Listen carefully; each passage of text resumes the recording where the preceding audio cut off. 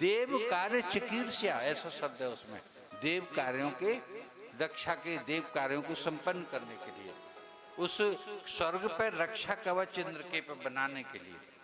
तभी तो कोई बीमार हो जाता है तो हम गंगा जल छिड़कते हैं साहब, कि वो रोग शोक से वो पूरी तरह से वो हो जाए, ये मान्यता है पहले से ही। तो जैसे ही वो आदरणीय भक्तों वो पिघलने लगी, द्रव्यमयी होने लगी आकाश मार्ग में जाकर के, कि तो इंद्रदेव बोले कि ब्रह्मा जी ये तो गई नीचे जल बन करके। ब्रह्मा जी ने अपना कमंडल लगा दिया कि जाएंगे कैसे, जट वो जल के रूप में ब्रह्मा जी ने कमंडल में ले ली।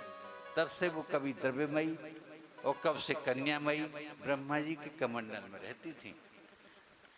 जब भगवान ने वामन अवतार में जो अपना ऊँट आगे बढ़ाया, तब उसमें अंगूठा टकराया है, तब शुद्ध गंगा का जल देवताओं ने उसे अपने उसमें स्वर्ग पे ऐसे छिड़का और छिड़क करके उसे पूरा ढक लिया, पूरा आवृत कर लिया। मैं गंगा का चरित्र सुनाता हूँ तो यहीं से सुनाता हूँ, जिसे सुनकर के लोग बड़े आश्चर्यचकित हो जाते हैं कि देखिए कोई चीज़ है हमारे यहाँ से चली तो जाती है चाचा जी, लेकिन लौट करके मुश्किल से आती है।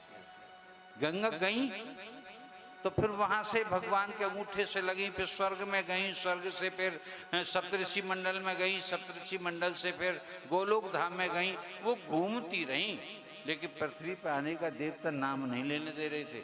कोई कहे हमारे यहाँ जल की कमी है, कोई कहे हमारे यहाँ ध्रुवलोक में गई, ध्रुव के यहाँ जल नहीं था, भगवान के निकटतम ध्रुवलोक था। सब जगह घूमती रहीं, लेकिन भगीरथ का ने जो हिम्मत की कि अपने यहाँ की गई हुई वस्तु को, अपने यहाँ की गई हुई कन्या को भगीरथ तब करा करके फिर लौटा करके लाए। जय जय श्री राधे जैसे श्री। इधर यमुना मैया को देखिए कि वो वहाँ से सूर्यलोक में जन्मी, सूर्यलोक से कलिंद पर्वत पर आई, कलिंद ने उनका भरण पोषण और पालन किया तो वो कालिंदी बन गई। तभी तो कलिंद की कन्या कालिंदी है। यमुना का दूसरा नाम कालिंदी बड़ा प्रसिद्ध है। और वो कालिंदी कल कल नाद करती हुई हिमालय पर्वत से, कलिंद पर्वत से बहती हुई और हरियाणा होकर के, आदरणीय भक्तों हमारे इस वृंदावन में होकर के और दिल्ली होकर के वृंदावन में होकर के पूर्व की तरफ जा रही हैं, और ये भी फिर संगम में जाकर के, इलाहाबाद में जाकर के गंगा में ही मिल जाती हैं। तो सूर्यदेव ने क्या किया, अपनी कन्या के लिए आशीर्वाद दिया। कलिंद पर्वत पर उतर करके सूर्यदेव भी आए कि बेटी तू बड़ी सौभाग्यवती है, तुझे अपना भविष्य नहीं मालूम। रोने लगी कन्या कि पिताजी मैं आ गई, मुझे दूसरे पिता मिल गए, इन्होंने आपसे भी ज़्यादा मुझे सम्मान और स्नेह और प्यार दिया है और मेरा भरण पोषण कर रहे हैं। अब लौट के तो मैं नहीं जाऊंगी, क्योंकि यम का मुझे भय लगता है। इसलिए तो सूर्यदेव बोले कि जहाँ तू प्रवाहित होकर के जाएगी तो मैं तुझे इंद्रप्रस्थ के पास में एक सुंदर सा, तेरी यमुना नदी में, तेरी धारा में ही एक ऐसा भव्य मकान बनवा दूंगा, एक ऐसा किला बनवा दूंगा अभेद्य, जिसमें तुझे किसी प्रकार का भय नहीं रहेगा और तू सदैव वहाँ निवास करना। और तेरा एक दिन विवाह भगवान विष्णु के अवतार, पूर्ण अवतार श्री कृष्ण के साथ होगा, मेरा ऐसा आशीर्वाद है। बोलिए वृंदावन बिहारी लाल की। पिता आशीर्वाद दे करके चले गए। विश्वकर्मा को बुला करके उनको वहाँ भवन बनवा दिया गया। एक दिन जब इंद्रप्रस्थ में भगवान पांडवों के यहाँ आए हुए थे, इंद्रप्रस्थ जब बना लिया गया था, ये उस समय की विवाह की घटना है। तो भगवान स्वयं रथ चला रहे थे, अर्जुन पीछे बैठे थे, अर्जुन शिकार खेल रहे थे, हिंसक जंतुओं को दूर भगा रहे थे अपने क्षेत्र से, अपने नगर से। तभी खड़े होकर के भगवान ने देखा भी हो, तब अनदेखी सी कर दी। तो तुरंत अर्जुन बोले कि हे प्रभु, मुझे कुछ ऐसा लगा है कि यमुना के तट पर और यमुना की बीच धारा में कोई श्वेत वस्त्र पहन करके दिव्य शक्ति, कोई दिव्य देवी उपासना कर रही है, कोई तप कर रही है। कि क्या कहते हो अर्जुन, तुम्हें हर वक्त औरतें ही दिखती रहती हैं, स्त्रियां ही दिखती रहती हैं? कि नहीं भगवान, मैं सत्य सत्य कह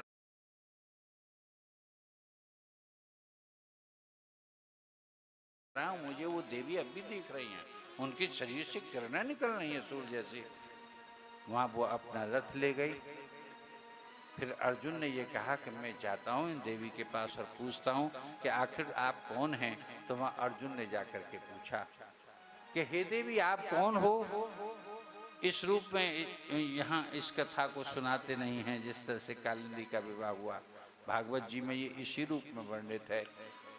तो वहाँ पर उन्होंने तुरंत ये कहा कि मैं कृष्ण को विवाह के रूप में पाने के लिए, पति के रूप में पाने के लिए तप कर रही हूँ। तो कृष्ण तो आए हैं हमारे साथ, कि ठीक है जब वो चाहेंगे तब मेरा वर्णन करेंगे। तब भगवान वहाँ पहुँचे हैं, रथ में बिठाल करके अर्जुन इंद्रप्रस्थ लाए हैं कालिंदी को, और कालिंदी का पाणी ग्रहण बड़े धूमधाम के साथ इंद्रप्रस्थ में वहीं पर हुआ है। बोलिए वृंदावन बिहारी लाल की जय। भगवान का ये चौथा विवाह संपन्न हुआ है। कौशल के राजा अयोध्या, कौशल अयोध्या को कहते हैं, कौशलेश दशरथ के जाए, मानस इत्यादि में आता है। तो अयोध्या के राजा थे नागनजित, उनकी पुत्री नागनजिती के साथ में उनका विवाह हुआ था, और ये स्वयंवर प्रथा से हुआ था। और स्वयंवर प्रथा क्या थी कि नागनिज के यहाँ पर जंगल से छूट करके कोई दुर्दांत 7 सांड आ गई थी, कहीं से छूट करके किसी के, या वो इधर उधर थे, वो 7 वहीं इकट्ठे हो गए। अब वो इनकी जनता जनार्दन को इतने दुर्दांत थे कि मारने लगे।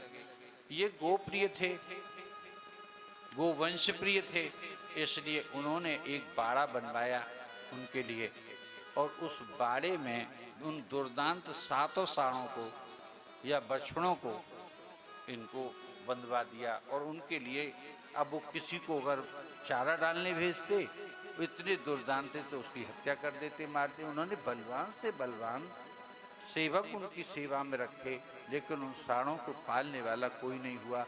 पाल तो क्या कि उनको कोई बांध भी दे। बोलिए वृंदावन बिहारी लाल की। मनुष्य की छाया मात्र देखते ही उसकी हत्या कर दिया करते थे। वो ऐसे सांड थे साहब दुर्दांत, भयंकर भयंकर सींगों वाले बछड़े।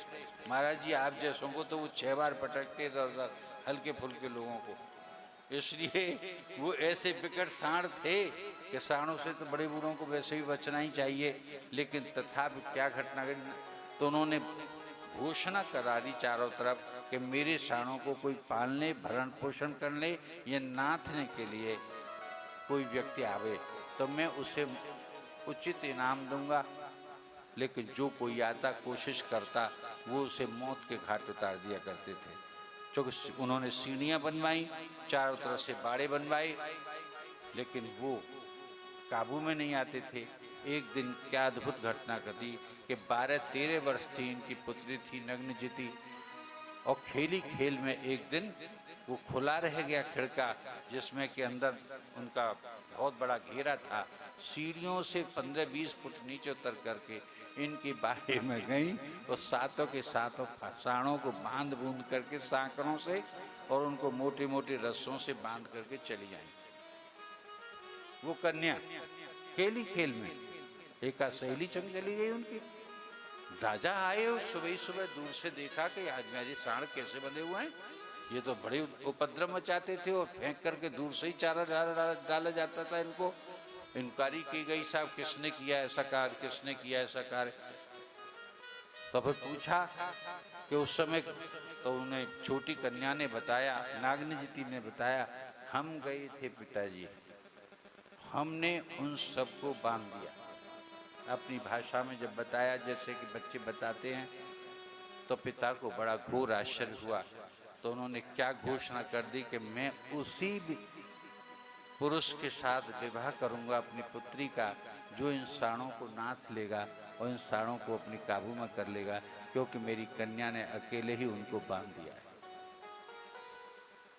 इतना बलशाली होगा, चूंकि बल पराक्रम पहले देख। अब तो दूर दूर से राजा आते, राजकुमार आते। ये स्वयंवर एक दिन नहीं चला था, अभी तो अनेक दिन, महीनों और सालों और वर्षों चला था, लेकिन उन सांडों को कोई नाथ नहीं सका था। जब कोई नहीं नाथ सका, तो एक दिन जब वो श्यानी कन्या अधिक होने लगी, अपने अपने समय में, अपने अपने काल में बेटियों और बेटों के विवाह की उम्र अलग अलग निश्चित हुआ करती है साहब। जब राजा को लगा कि अब उम्र बढ़ रही है, इतने लोग आए हैं, वर्षों वर्ष निकल गए, कोई नाथ न सका, तो बड़े दुखी हुए। इधर भगवान ने द्वारका बसा ली थी, और द्वारका बसाने के बाद में भगवान को ये पता चला कि इस तरह का एक स्वयंवर है, तो खबर भेजी उधर राजा ने, अयोध्या के ने, उस कौशल नरेश ने, कि द्वारका से भी राजकुमार हैं, वहाँ से आने चाहिए। तो भगवान स्वयं बलराम जी के साथ पहुँचे हैं। बलराम बैठे रहे और भगवान ने नीचे जाकर के उन बालों उनको अपे तो नाथ भी दिया और उनको खोल भी दिया और बांध भी दिया। उनके सामने वो कान भी नहीं हिला सके। भगवान का तो काम ही था कि गाय और बछड़ों को चराना और चुगाना। वो तो बंड से बंड बछड़ों को उन्होंने बैल बन कर के राक्षस आए, उन राक्षसों तक को तो उन्होंने पराजित कर दिया था और उनको समाप्त कर दिया था, अपने निज धाम पहुँचा दिया था।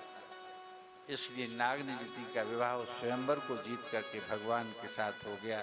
बोलिए ब्रह्मदेव की 5वां विवाह था। आदरणीय 6ठा विवाह उज्जैन के राजा बिंद और अनुबिंद थे, उनकी बहन मित्रविंदा के साथ हुआ था। के देश के राजा की पुत्री भद्रा का विवाह भी